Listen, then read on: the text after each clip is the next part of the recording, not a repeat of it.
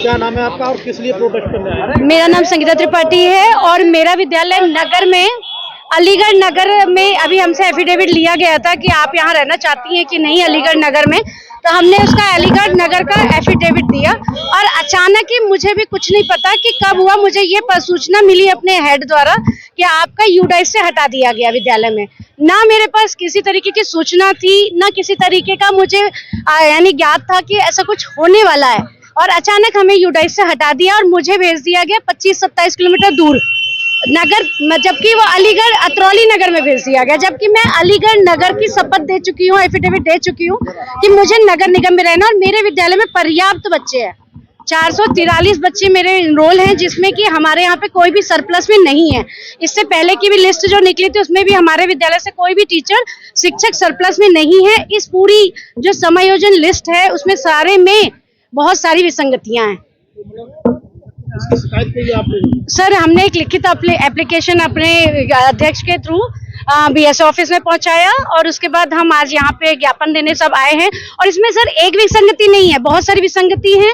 मैंने ये भी सुना था कि बीएलओ हैं, उन्हें इनसे दूर रखा जाएगा समायोजन। आप सबको पता है कि इस समय बहुत बड़ा यानी आंदोलन ही मानिए एसआईआर का कार्यक्रम चल रहा है, उसमें मैं यहाँ से अपने एसआईआर में भी हूँ, तो भी मुझे इस नियम के विरुद्ध भी हटा दिया गया, ये भी गलत है। और दूसरा, हमारे जो एनपीआरसी में कई स्कूल ऐसे भी हैं जहाँ पे अभी एक इससे पहले जो समायोजन हुआ था उसमें 7 से 10 टीचर भेजे गए और आज वहां से 2 टीचरों को सरप्लस करके हटा दिया गया। तो क्या ये 2 महीने में इस तरीके से, किस तरीके से बच्चे? सर, हम वो ज्वाइन नहीं करेंगे। हमारा अगला स्टेप ये होगा कि हम ज्वाइनिंग नहीं करेंगे। अब आगे बाकी सब अध्यक्ष जो संगठन कहेगा, हमारे साथ संगठन है और संगठन आगे जो भी हमें मार्गदर्शन देगा हम उसके लिए तैयार हैं। अगर आगे जो भी आगे की जो हमारे सर कहेंगे हम उसके लिए तैयार है प्रोटेस्ट करने के लिए। और सब देखिए, सबसे प्रमुख मांग हमारी तो समायोजन 3 में हुई विसंगतियों को लेकर है। पहली जो सबसे प्रमुख मांग है, उसके साथ साथ और भी मांगे हैं। जिस समायोजन 3 में, तो जैसे आपको पता होगा और न पता हो तो मैं बता दूं, समायोजन 2 हुआ था। उस समायोजन 2 में बहुत से, जबकि ये आदेश था कि कोई विद्यालय एकल या बंद नहीं रहना चाहिए, वहां से टीचर नहीं हटना चाहिए, लेकिन उसके बाद भी बहुत सारे विद्यालय एकल और बंद हो गए। अब जब एकल और बंद हुए, समायोजन 2 से ही तो एकल और बंद हुए, अब उन्हीं विद्यालयों में समायोजन 3 के तहत जो है शिक्षक भेजे जा रहे हैं।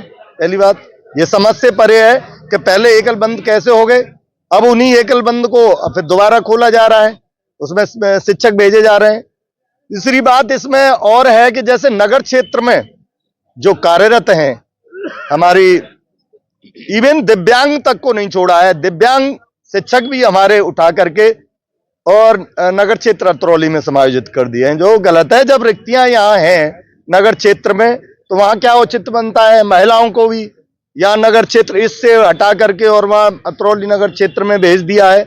और कहीं वरिष्ठ को हटाया गया, कहीं कहीं ऐसा भी हमारे संज्ञान में आया है संघ के में कि कहीं कहीं कनिष्ठ को हटा दिया है और कहीं कहीं तो न कनिष्ठ को हटाया है और न वरिष्ठ को हटाया है और बीच में से भी हटा दिया है।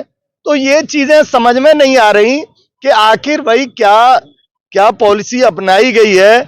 हम जिलाधिकारी महोदय से यही आग्रह करने आए हैं कि आप उस जो समिति है उसके अध्यक्ष हैं, आपकी अध्यक्षता में ये समायोजन हुआ है, तो इन विसंगतियों के बारे में विचार किया जाए और जो विसंगतियां हुई हैं उनको सही करके इस समायोजन को निरस्त करते हुए दोबारा समायोजन कर दिया जाए। तो ये हमारी सबसे प्रमुख मांग है। इसके साथ साथ और भी हैं, जैसे बहुत से शिक्षक निलंबित चल रहे हैं, कारण पहले जांच नहीं होती है, उससे पहले ही कहीं न जांच कमेटी बनती है, न नोटिस दिया जाता है और उनको निलंबित कर दिया जाता है। ये गलत है। लेकिन निलंबित हो भी गए और उनकी जांच रिपोर्ट जांच अधिकारी ने दे दी तो उसके बाद बहाल होना चाहिए, लेकिन बहाल नहीं करते।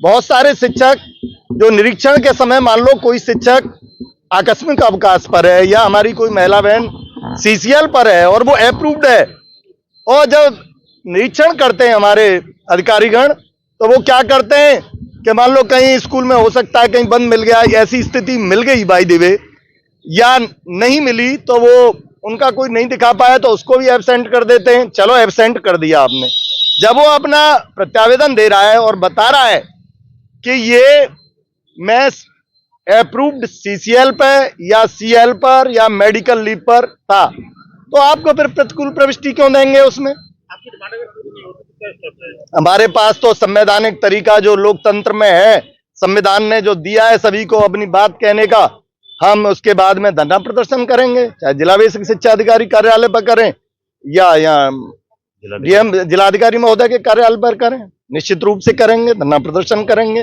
पहले हमारी, क्योंकि हमारे आदरणीय जो जिलाधिकारी महोदय हैं उनसे हम एक गुहार करने आए हैं कि जो चीजें गलत हुई हैं उनको देखा जाए, जो हमारी मांगे हैं पर विचार किया जाए, देखा जाए, जो अगर गलत हुआ है अगर हम तो उसको सही किया जाए, ये हमारी मांग है। क्या नाम है आपका? कहाँ से?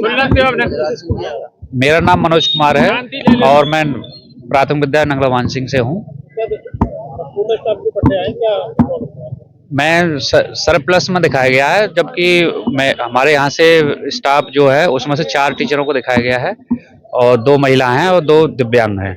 और दिव्यांग में मुझे भी वहाँ से हटाया गया, अतरौली के लिए किया गया है, जो कि नियम के विरुद्ध है। दिव्यांग को बिल्कुल आप नहीं हटा सकते। वहाँ रिक्तियां हैं ऑलरेडी।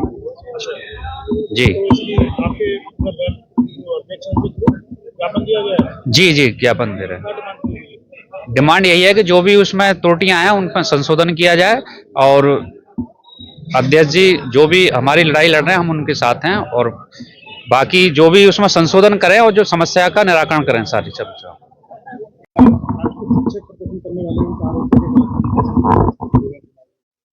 ये आज एक शिक्षक संघ के द्वारा एक हमें भी ज्ञापन दिया गया है, इसके लिए हमने सीडीओ साहब को जांच के लिए लगा दिया है और जो सही होगा, जो शासनादेश के अनुरूप होगा वही काम है।